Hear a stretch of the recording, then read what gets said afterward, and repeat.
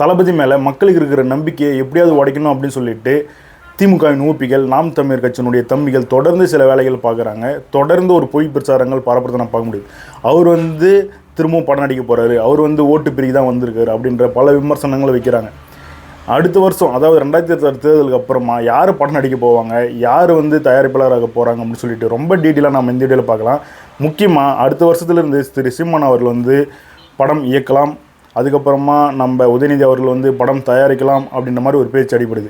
ஏன்னா 2026 தளபதி விஜய் அவர்கள் முதலமைச்சராக ஆக போகிறார். அதனால தான் இவங்க ரெண்டு பேருமே ஒருத்தர் படம் தயாரிக்கிறதும் ஒருத்தர் படம் இயக்கிறதும் அப்படி நடக்க போகுது அப்படின்னு மாதிரி சொல்கிறாங்க. இதுதான் உண்மை. இதை பற்றி தான் இந்த வீட்டில் நம்ம டீட்டெயிலாக பார்க்க போகிறோம். ஆனால் ஒரு 2-3 நாட்களாகவே நாம் தமிழ் கட்சியினுடைய தம்பிகளும் சரி திமுகவின் ஊபியிலும் சரி தொடர்ந்து ஒரு பொய் பிரச்சாரத்தை மக்கள்கிட்ட பரப்பிட்டே வராங்க. என்னென்னு பார்த்தீங்கன்னாக்கா தளபதி விஜய் அவர்கள் அடுத்த வருஷம் படம் நடிக்க போகிறாரு, அது அவரே சொல்லிட்டாரு பாருங்கள் அப்படின்னு சொல்லிட்டு சில வீடியோ கிளிப்ஸ்லாம் போடுறாங்க. என்னென்னு பார்த்தீங்கன்னாக்கா ஜனநாயகன் படத்தில் மமிதா பைஜன் சொல்லிட்டு ஒரு நடிகை நடிக்கிறாங்க. அவங்ககிட்ட கேரளாவில் ஒரு இடத்துல ஒரு கேள்வி கேட்குறாங்க. ஒரு ஸ்டேஜில் ஒரு ஆங்கர் கேள்வி கேட்குறாரு. என்னென்னு பார்த்தீங்கன்னாக்கா தளபதி விஜய் அவர்கள் 2026 அப்புறமா படம் நடிப்பார் அப்படின்னு கேட்கும்போது அவங்க என்ன சொல்கிறாங்கன்னா ரிசல்ட் அப்படின்ற மாதிரி ஒரு வார்த்தை சொல்ல, அதுக்கப்புறமா அந்த ஆங்கர் பிடிச்சிக்கிட்டு ரிசல்ட்டுக்கு அப்புறமா தான் அவர் நடிப்பாரா நடிக்க மாட்டாரா அப்படின்றது தெரியுமா அப்படின்ற மாதிரி அந்த வீடியோவில் இருக்குது. இதை பார்த்துட்டு தம்பிகளும் சரி ஊபியிலும் சரி எந்த மாதிரி விமர்சனம் வைக்கிறாங்க, தளபதி விஜய் அவர்கள் ஓட்டு பிரிகிற மாதிரி தான் வராரு, அவர் இன்னொரு மக்கள் நீதி மையம் கட்சியாக தான் அவர் இருப்பார் அப்படின்ற மாதிரி பல விமர்சனங்கள். இன்னும் சில இறங்கி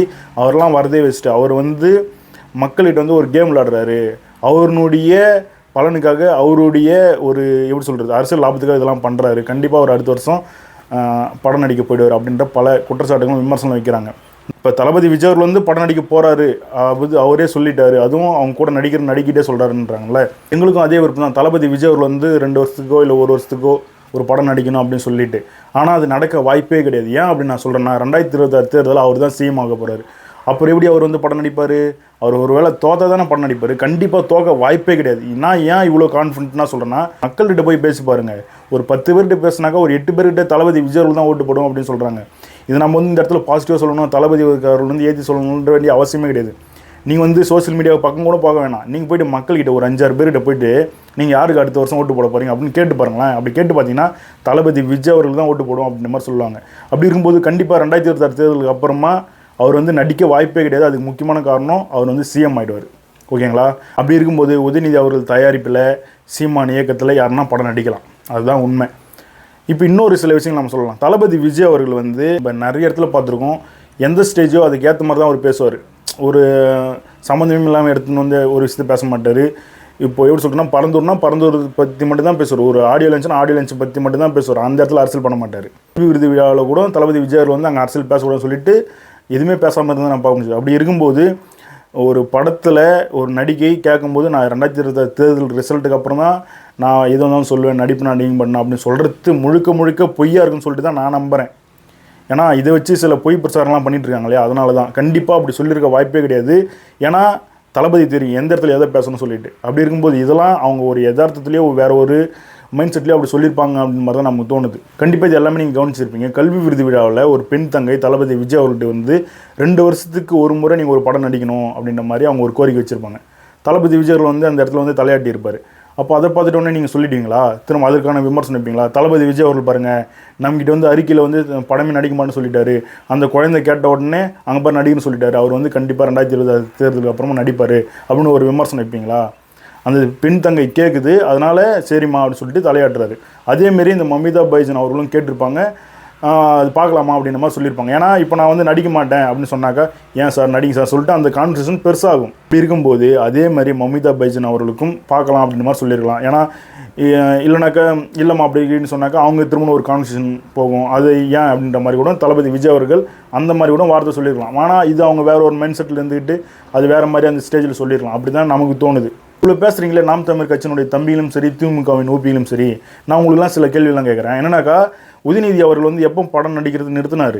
தளபதி விஜய் அவர்கள் ஒரு கட்சி ஆரம்பிக்க போகிறாரு அப்படின்னு சொல்லிட்டு ஒரு அறிகுறி உங்களுக்கு தெரிஞ்ச உடனே இல்லை நம்ம தொடர்ந்து படம் நடிச்சோன்னா நமக்கே பாதிப்படி, நமக்கு கட்சி பயங்கரமாக இதனால் பலவீனம் அடைய, நம்ம இப்போயே நிறுத்தணும்னு சொல்லிட்டு தான் நீங்கள் நிறுத்தினீங்க. நீங்கள் என்னவோ நான் மக்களுக்காக சேவை செய்ய போகிற சொல்லிட்டு கடைசி வரைக்குமே ஒரு அரசியல் பார்ட்டியில் இருந்துட்டா பண்ணீங்க. தளபதி விஜய் அவர்கள் வரப்போகிறாரு, அது நமக்கு பெரிய பாதிப்படையும், அதனால் நம்மளும் இப்போலேருந்து படத்தை நடிக்கிறத தவிர்க்கலாம் அப்படின்னு சொல்லிட்டு தானே நீங்கள் உதயநிதி அவர்கள் படம் நடிக்காமல் இருக்கார். இப்போ கூட ரெட் ஜெயண்ட் ஒன்று இயங்கிட்டே இருக்கு. ரெட் ஜெயண்ட் தயாரிப்பாளர் நிறுவனம் இயங்கிட்டு தானே இருக்குது. அது வந்து உதயநிதி அவர்களால் உருவாக்கப்பட்டது. அப்படி இருக்கும்போது அவர் வந்து வெளியில் வந்துட்டார். அப்பவும் அந்த நிறுவனம் இயங்குதுனாக்கா அவருடைய உதவி இல்லாமலோ இல்லை அவருடைய செயல்பாடு இல்லாமலோ அந்த நிறுவனம் இயங்கும். அவர் ஒன்றா வெளியேறிக்கலாம். ஆனால் அவருடைய சில வேலைகள் அதில் நடக்க தான் செய்யும். இருக்கும்போது நீங்களாம் சொல்லலாமா தளபதி விஜய் அவர்கள் வந்து அடுத்த வருஷம் நடிக்க போகிறாரு அப்படின்னு சொல்லிட்டு? நீங்கள் இது வரைக்குமே அப்படி தான் பண்ணிகிட்ருக்கீங்க. அப்புறமா நாம் தமிழர் கட்சியினுடைய ஒருங்கிணைப்பாளர் திரு சீமான் அவர்கள் அவர் என்னப்பா பண்ணுறாரு, லாஸ்ட்டு மாதம் ஒரு ஃபோட்டோ ஷூட் ஒன்று வெளியே வந்துச்சு, நீங்கள் பார்த்தீங்களா? சீமானின் தர்ம யுத்தம் அப்படின்னு சொல்லிட்டு ஒரு போலீஸ் வேடத்தில் திரு சீமான் அவர்கள் நடிச்சுன்னு இருக்கார். அந்த படம் ஃபுல்லாக நடித்து முடிச்சிட்டாங்கன்னு நினைக்கிறேன். அதில் வந்து சாட்டை அவர்களும் அந்த படத்தில் நடிச்சிருக்காரு ஒரு போலீஸ் வேடத்தில். அப்போது இதெல்லாம் என்ன?